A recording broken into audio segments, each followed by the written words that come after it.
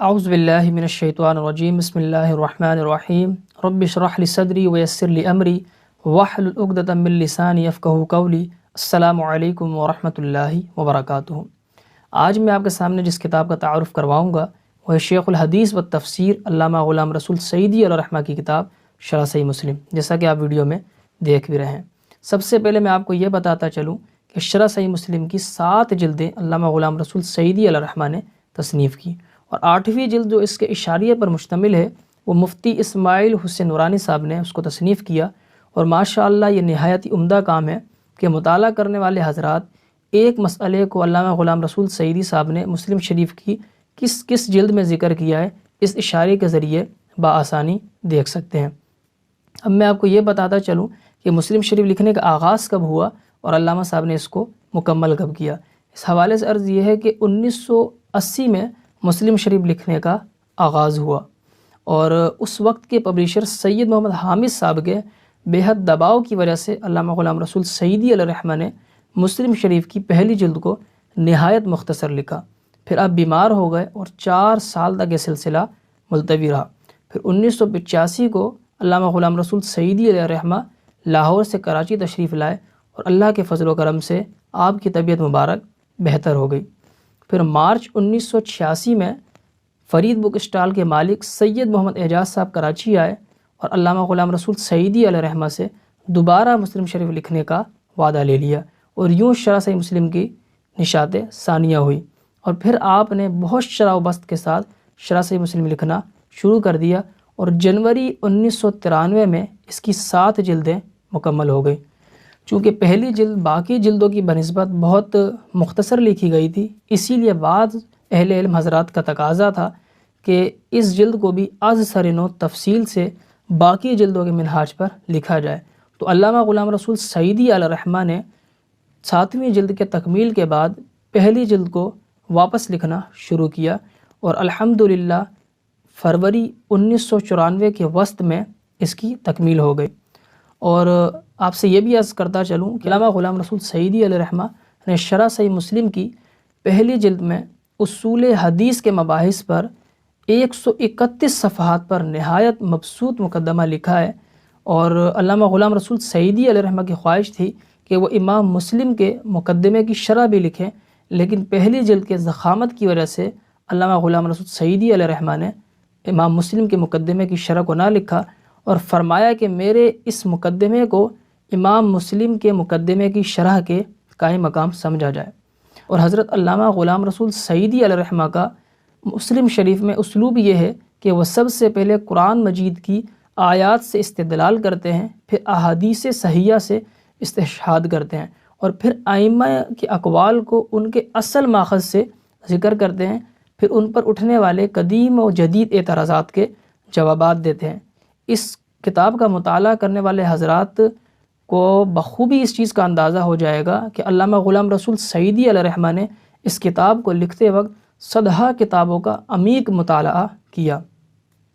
اور اس کے بعد علامہ غلام رسول سعیدی علیہ رحمہ ڈائریکٹلی اپنی تحقیق کو پیش نہیں کرتے، پھر مذاکرہ کرتے ہیں، اس کے بعد علامہ غلام رسول سعیدی علیہ رحمہ اپنی رائے کو پیش کرتے ہیں، اور اس کے بعد فرماتے ہیں کہ اگر یہ حق و ثواب ہے تو یہ اللہ تبارک و تعالی اور اس کے رسول کی طرف سے ہے، اور اگر اس میں کوئی کمی وغیرہ ہے تو وہ میری کوتاہی اور میرے مطالعے کی کمی ہے، اور اللہ تبارک و تعالی اور اس کا رسول اس سے بری ہے۔ اور عام طور پر لکھنے والوں کا جو طریقہ کار ہے وہ یہ ہے کہ وہ سابقہ مشہور مصنفین کی تحقیق کو نقل کر دیتے ہیں، اگر ان سے کسی جگہ پہ سہو واقع ہوا ہے تو وہ بھی اسی طریقے سے تحریر کو نقل کر دیتے ہیں، اور ایک جہالت کا سلسلہ جو ہے وہ پے در پہ چل پڑتا ہے۔ میں نے بے شمار کتابوں کا مطالعہ کیا ہے کہ اگر صاحب ہدایہ سے کسی جگہ پہ تسامح ہوا ہے، یا علامہ ابن عابدین شامی سے تسامح ہوا ہے، یا علامہ سرخسی سے تسامح ہوا ہے، تو اگلے مصنفین ان پہ اعتماد کرتے ہوئے اس کو ذکر کر دیتے ہیں، اور آگے سے جواب دیتے ہیں کہ ان کے پاس جو ہے ہم سے زیادہ علم تھا، ان کے پاس زیادہ حدیثیں پہنچی تھیں، تو وہ کیسے غلطی کر سکتے تھے۔ تو میرے بھائیوں ایک چیز یاد رکھو کہ وہ بھی انسان تھے، ان سے بھی سہو ہو سکتا ہے۔ صرف 2 شخصیت ہیں جو معصوم ہیں، ایک فرشتے اور نبی، یہ 2 شخصیت ایسی ہیں کہ ان سے کہیں بھی سہو نہیں ہو سکتا۔ اور علامہ غلام رسول سعیدی علیہ رحمہ تو یہاں تک لکھتے ہیں کہ علامہ ابن حجر عسقلانی علامہ نووی علیہ رحمہ سے بھی بعض مقامات پر مذہب حنفی کو نقل کرنے میں سہو ہوا ہے۔ اس کے برعکس علامہ غلام رسول سعیدی علیہ رحمہ جب کسی امام کا مذہب بیان کرتے ہیں، یعنی امام مالک ہو گئے، امام شافعی علیہ رحمہ ہو گئے، یا امام احمد بن حنبل ہو گئے، یا امام اعظم ابو حنیفہ ہو گئے، تو ان کی اصل کتابوں سے جو ہے وہ اصل کتابوں سے بیان کرتے ہیں کہ ان کے محررین نے کیا لکھا، اس کے بعد پھر جو ہے وہ اپنی کتابوں میں اس چیز کو ذکر کرتے ہیں، نہ کہ مشہور مصنفین پر اعتماد کرتے ہوئے۔ اور خوبصورت اور شاندار بات جو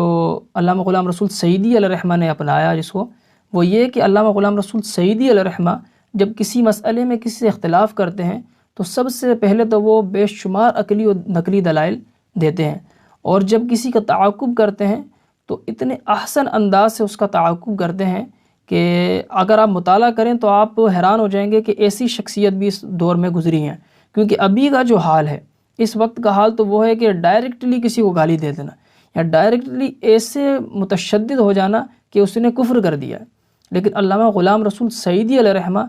ایسے احسن انداز میں اس کا تعاقب کرتے ہیں، جیسے کہ صاحب ہدایہ ہو گئے، علامہ سرخسی ہو گئے، علامہ ابن عابدین شامی ہو گئے۔ مثال کے طور پہ صاحب ہدایہ کے حوالے سے لکھتے ہیں کہ صاحب ہدایہ جو ہیں ہم ان کی گرد نعلین کو بھی نہیں پہنچتے، انہوں نے فقہ حنفی میں ایک عظیم کام کیا ہے، ہم ان کی گرد نعلین کو بھی نہیں پہنچ سکتے، لیکن صاحب ہدایہ سے یہاں سہو ہوا ہے۔ تو میں اپنے تمام حضرات سے یہ